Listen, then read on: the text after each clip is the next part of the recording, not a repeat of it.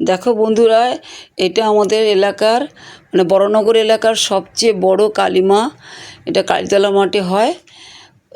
এটা খুবই জাগ্রত ঠাকুর।